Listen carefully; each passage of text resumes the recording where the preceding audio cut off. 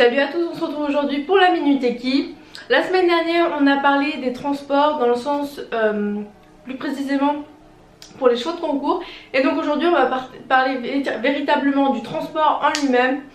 Donc quel transport utiliser, dans quelles conditions, dans quel contexte, comment le préparer, etc.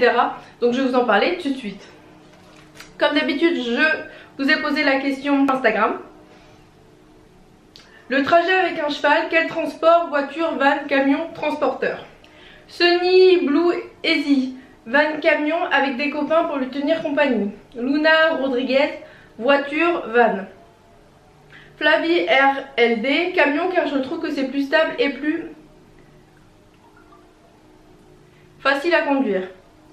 Mati, GS, van ou transporteur. Val et Kit 7, camion, van. Emma LMB 33, van. Jadou 95, van, camion. Voiselle de Joseph, camion. Clara Cro, van. Et Roman Pilate, van. Van ou van comme vous voulez, c'est pas trop d'importance.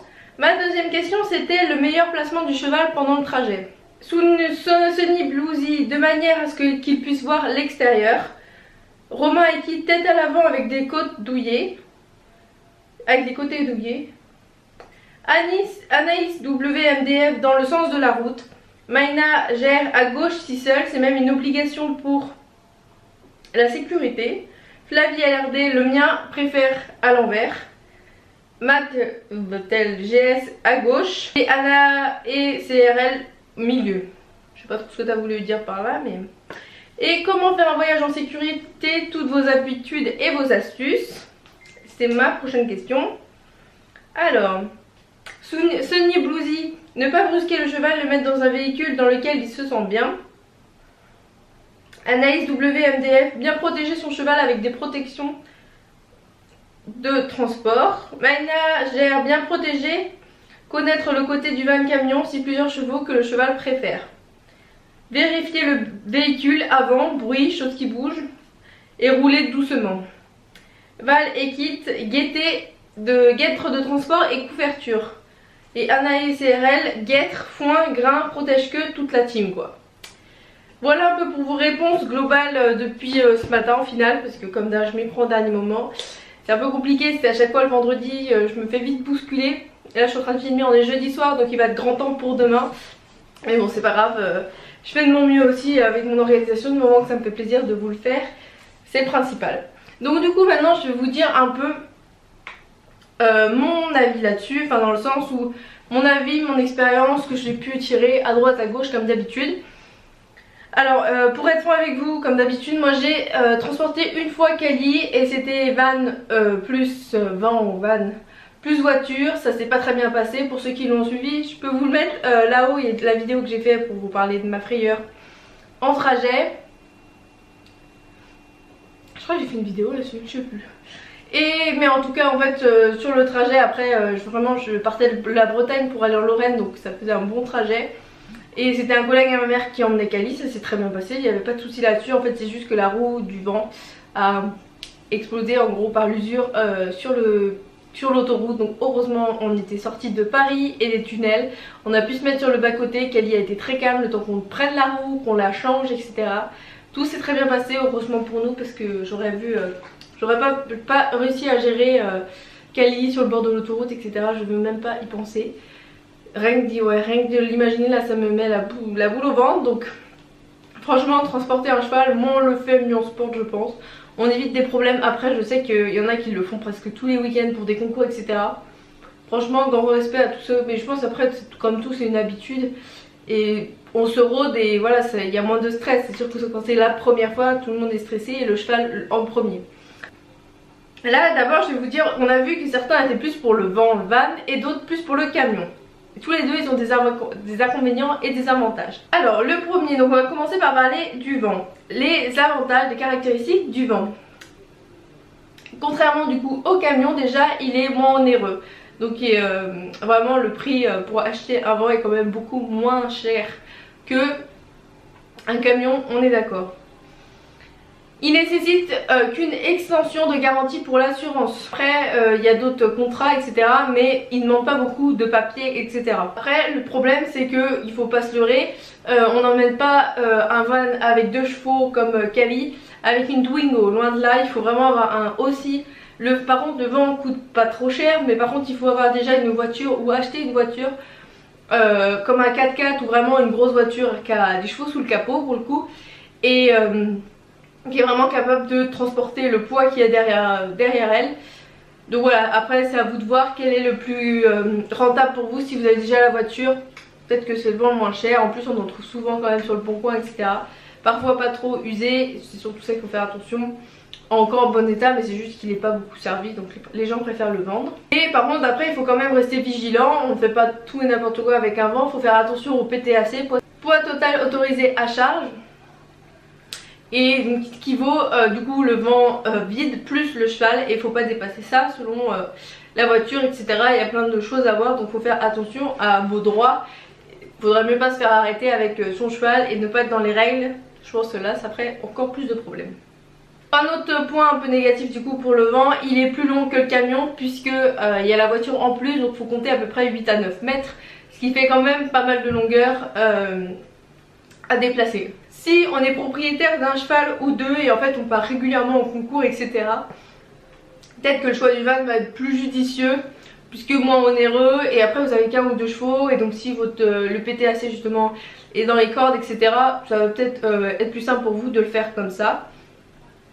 Après il faut aussi être conscient d'une autre chose, c'est que le vent est plus difficile à manœuvrer bien sûr qu'un camion, puisque on est d'accord qu'un camion c'est un bloc, et une voiture c'est comme une remorque, n'importe quelle remorque, même si vous braquez, la remorque peut peut-être pas braquer dans le même sens ou pas autant, donc il faut quand même être rodé pour manœuvrer etc, pour vraiment ne faire qu'un, et ce qui n'est pas le cas, donc faut gérer les deux. Après les petites caractéristiques, il y a des vents justement avec un espace sellerie en plus qui du coup n'est pas du tout dans les pieds du cheval etc.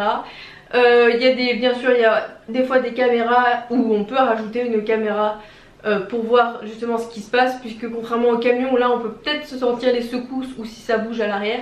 Il y a bien un espace entre la voiture et le vent, donc c'est vrai que avoir une caméra c'est plus sécuritaire et plus rassurant pour tout le monde. Les avantages, c'est plus économique que l'achat d'un camion, c'est moins contraignant puisque c'est plus facile à se déplacer quand même, à manœuvrer etc. Et puis on peut poser le vent quelque part et pouvoir se balader qu'avec sa voiture. Après les inconvénients, on est obligé d'être titulaire du permis E selon le poids, mais on est quand même la grosse majeure. À partir du moment où on transporte un cheval, on est obligé d'avoir le permis E. Sur les longues distances, le vent consomme beaucoup plus que le camion, il faut le savoir. Et malheureusement quand même, un vent a plus de risque de se renverser qu'un camion, parce qu'il suffit que vous faites une manœuvre etc, il est quand même beaucoup moins stable. C'est pas que d'un bloc, vraiment quand vous êtes séparés à deux, le vent a quand même plus de chance. Déjà avec le poids du cheval, s'il commence à se mettre à droite ou à gauche, des fois ça peut être dangereux. Un cheval qui est assez remuant, c'est dur à dire ça, remuant. Un cheval qui bouge beaucoup, c'est plus dur à gérer. Donc voilà, il faut en être conscient.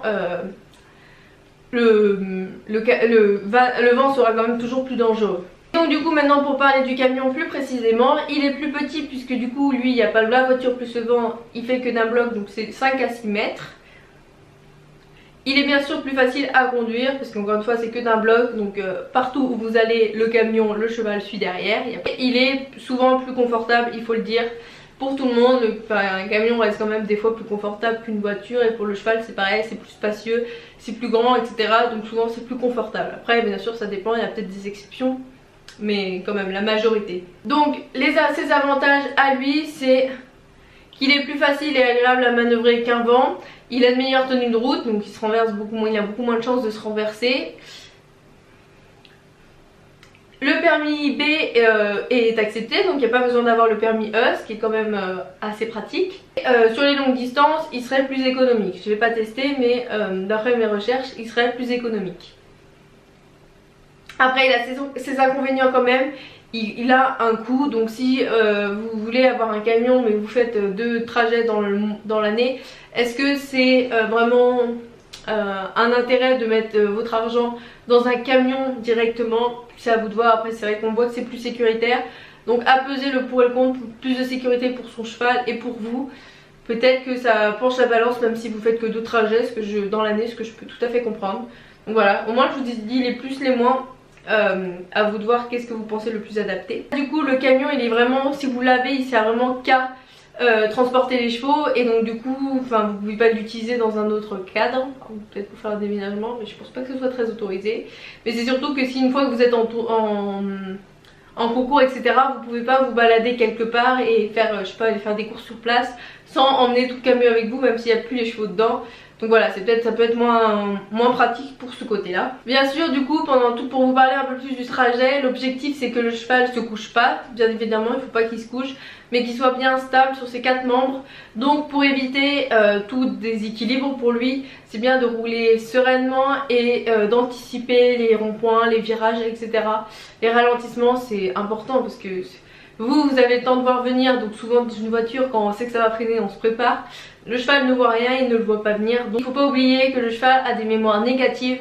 Donc déjà le vent c'est toute une pratique déjà pour l'habituer à rentrer dedans et qu'il soit pas trop stressé, parce que si c'est vraiment un mal-être énorme pour votre cheval c'est compliqué. Après de toute façon pratiquement toutes les études montrent que leur rythme cardiaque etc, leur respiration augmente.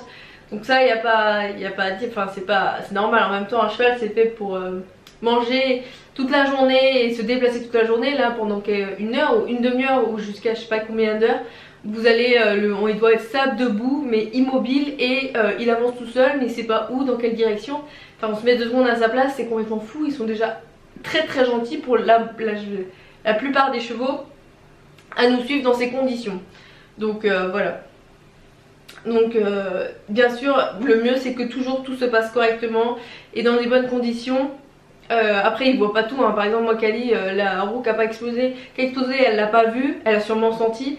Ce qui a été plus compliqué en fait c'est que du coup on s'est arrêté pendant un moment, je suis allée la voir et tout, je l'ai rassurée etc, mais je pense pas qu'elle était... à mon avis elle s'est plutôt dit cool c'est bon on s'arrête donc je vais bientôt descendre. Elle a commencé à s'impatienter, mais c'est surtout quand on est reparti que là elle a pas compris, parce qu'elle pensait qu'elle allait descendre et ça n'a pas été le cas. Il nous restait encore plusieurs heures et heureusement ça allait bientôt être notre pause pour manger etc, parce que franchement elle commençait à s'énerver vraiment. Je voyais moi qui suivais en voiture le vent qui remet vraiment beaucoup, donc j'étais hyper stressée. Et après une fois qu'on avait fait notre pause finalement on est reparti, et là ça a été j'avais vraiment ouvert la porte latérale. Je lui avais vraiment accompagnée et j'espère que tout se passe bien et tout s'est bien passé. Mais je pense pas qu'elle ait une mémoire négative du coup par rapport à ça, puisqu'elle ne l'a pas vu. Mais après imaginons il y a vraiment un réel accident avec, franchement je pense que notre cheval peut nous en vouloir et peut le ruminer dans sa tête très longtemps, ce qui est complètement logique et compréhensible. Donc justement pour parler de sécurité, comme c'était écrit, comme vous me l'avez dit très bien, il faut mettre des protections aux chevaux, c'est quand même mieux. Même si vous en avez etc, vous pouvez en demander à des amis ou à votre centre équestre etc, pour éviter d'en acheter sur le moment, et en plus ça doit coûter très cher. Donc ça sert à rien si vous faites du transport de temps en temps. Si vous en faites régulièrement bien sûr mettez le prix, mais si c'est de temps en temps. Mais ne négligez pas les guêtres de transport etc, les protections pour le transport. Après pour faire monter votre cheval, vraiment faites le plus sereinement possible, prenez votre temps, vous dites pas oh merde on devrait déjà être parti depuis 10 minutes. Et le stresser, le presser, c'est toujours plus facile à dire qu'à faire, surtout quand on sait très bien qu'on a une longue route à faire, c'est souvent stressant et ils le ressentent directement. Mais il faut au moins que nous on se rassure par le temps qu'on s'organise bien, et donc notamment partir à l'avance comme ça au cas où il faut s'y reprendre à plusieurs fois. On a le temps, c'est pas la course quoi. Et moi je sais par exemple des fois que Kali elle a du mal, enfin les fois où j'ai dû la mettre dans le vent elle comprenait pas, des fois elle a eu un peu de mal. Donc les astuces que j'ai prises, donc j'ai essayé bien sûr de me détendre. Et ce que j'ai utilisé en fait c'est parce que Kali elle a souvent l'habitude, au début j'essayais en me mettant devant elle et en étant face à elle directement dans le vent et en lui disant de venir, mais elle a pas compris. Et donc je me suis dit non, je me suis fait comme si tu l'emmenais, comme quand tu la travailles. Et du coup ce que j'ai fait, je me suis mis sur le côté, j'ai pris mon stick parce que j'utilise souvent, donc c'est pas quelque chose qu'elle s'est dit ouh c'est quoi ça, qu'est-ce qu'elle me demande, vite faut que je fuis, loin de là. Et là je pense qu'elle a tout de suite compris, j'ai fait ma demande vers l'avant comme je fais toujours au travail, et du coup elle a directement compris. Et une fois je sais que j'avais du mal, et c'est vrai qu'une astuce qui marche très bien aussi, c'est de leur prendre un membre directement et de le poser sur le pont. Et comme ça ils sont déjà dans le mouvement, ils restent pas coincés devant, et c'est vrai que ça marche bien aussi. Donc si des fois vous avez juste un peu de mal à mettre votre cheval parce qu'il est un peu réticent, vous savez pas trop pourquoi, vous pouvez l'aider comme ça. Il y en a peut-être qui le font aussi pour par rapport à la nourriture, mais ce qui est sûr c'est de temps en temps, il n'y a pas de souci, ça peut être... Ils peuvent ne pas avoir envie de rentrer, de retourner dans cette boîte, ce qui est compréhensible. Mais essayez en tout cas de retravailler ensuite chez vous pour lui montrer que des fois aussi ça c'est pas signe de négatif et de longue journée, de fatigue, etc. Même si c'est souvent vrai. Mais donc si vous l'avez chez vous sur place, il n'y a rien de mieux que des fois de prendre votre cheval, de l'ouvrir, de le monter dedans, d'attendre un peu quand même qu'il s'y mette un peu, et hop de le faire reculer et le remettre dans son pré pour qu'il se dise bon voilà ça va, c'est pas une... pour être sûr que il va toujours monter dedans, et peut-être que justement si c'est passé quelque chose comme ça, être sûr que après ça devienne une mémoire positive. Je sais qu'il y en a aussi qui des fois laissent carrément les vents au milieu des champs, comme ça les chevaux sont habitués à le voir et à voir le pont, etc. C'est plein d'astuces, pourquoi pas. Bien sûr, une fois que le cheval est... On n'hésite pas, hein. Vraiment, n'oubliez pas qu'ils sont quand même vachement adorables de nous faire confiance et de nous laisser, de nous suivre comme ça dans cette boîte. Et vraiment parce qu'à bout d'un moment, pour la première fois vous pouvez dire coucou, je l'ai un peu dupé, mais vraiment pour les fois d'après où il rentre avec vous, enfin quand même c'est comme si on vous disait toujours vous savez pas de votre propre gré, mais vous allez être enfermé dans une voiture pendant des heures, vous savez même pas où vous allez, c'est pas du tout dans vos habitudes, vous voyez rien, enfin voilà, enfin faut se mettre quand même 2 secondes à leur place. Et enfin des fois j'ai du mal à me dire mais pourquoi ils font ça quoi. C'est vrai que forcément se battre contre eux, heureusement d'ailleurs, mais pas une supériorité de l'homme, c'est toujours nous qui prenons les décisions, eux ils doivent suivre et subir, il n'y a pas autre chose à dire. Mais même que ça puisse se faire autant dans le calme et qu'ils nous suivent parce que voilà, ils ont confiance et ils savent qu'on va pas les emmener n'importe où, et donc ça, rien que ça, je trouve ça magnifique moi. Et surtout garder, préserver et ne pas gâcher bien sûr, du mieux qu'on peut, hein. Après on gère pas tout non plus. Voilà un peu, je vous ai dit un peu surtout le vent, le camion, on entend souvent des pour, des contre. Au moins là vous avez les avantages, les plus, les moins. Un peu la protection, enfin la sécurité, après on voudra toujours mieux faire, ce sera jamais, on fait toujours du mieux qu'on peut. Par exemple je sais, bien sûr c'est le top de mettre un filet à foin pour l'occuper ou des grains selon ce qu'il mange. Enfin voilà, il n'y a rien de mieux justement pour qu'au moins ce moment soit agréable de le faire manger et qu'il mange, et qu'au moins que ça l'occupe, c'est clair, et qu'il ait quelque chose de... voilà, que ça l'occupe. Vous pouvez mettre aussi des copeaux de bois au sol pour qu'il soit à peu près bien et que ce soit plus agréable. Après il faut faire attention bien sûr que ça ne glisse pas et que ça ne dérape pas. Je sais par exemple, il y a un petit détail, mais enfin je sais qu'il y a des choses aussi à ne pas faire, vraiment pas faire. On ne met pas par exemple, on n'attache pas son cheval tant que la barre de recul derrière au niveau de la queue ne soit pas mise et le pont ne soit pas fermé, parce que c'est vrai que si votre cheval a peur de quelque chose et qu'il tire au renard et que tout est soit ouvert et tout est ouvert derrière, ça peut faire encore une fois un gros coup de renard, un coup de renard, un coup du lapin. Je sais plus, mais en tout cas se faire très mal au cervical. Et c'est comme nous, ils sont fragiles et ça peut être très violent. Donc voilà, il faut bien fermer derrière et ensuite vous l'accrochez en fait, vous l'attachez. Et j'avais vu aussi une fois passer qu'il y a des trucs maintenant avec un mousqueton qui permettent que s'il y a un gros problème, un gros coup, votre cheval peut être détaché. Est-ce que c'est bon, est-ce que c'est pour? Je pense qu'on pourrait en discuter aussi. Franchement, est-ce que c'est pas mieux que son cheval reste attaché? Dans quelles conditions? Franchement, malheureusement on peut jamais rien tout prévoir, surtout sur des trajets. Des fois il se passe des choses assez affreuses, mais la plupart du temps quand même tout se passe très bien, heureusement. Mais c'est vrai que je sais qu'il y a des petits trucs qui font des fois pour la sécurité. Et justement ce mousqueton, dites-moi en commentaire si vous avez une référence, etc. pour s'il y en a que ça intéresse. Justement comme ça s'il y a un gros coup, hop, je sais que ça lâche. Voilà. 25 minutes que je parle, il va être grand temps que j'arrête. Donc j'espère que la vidéo vous a plu. La semaine prochaine on va parler des masques pour les cheveux, j'allais dire. Des masques pour les chevaux.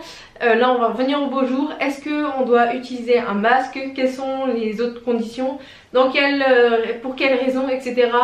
Est-ce que vous pensez que c'est judicieux ou non? Vraiment, dites-moi tout ce que vous pensez sur le masque pour les chevaux. Gros, petit, toute la tête, juste des lanières, etc. Vraiment, dites-moi tout. Donc je vous dis à vendredi prochain pour la Minute Teki. D'ici là, à ce week-end pour le vlog de la semaine. Salut!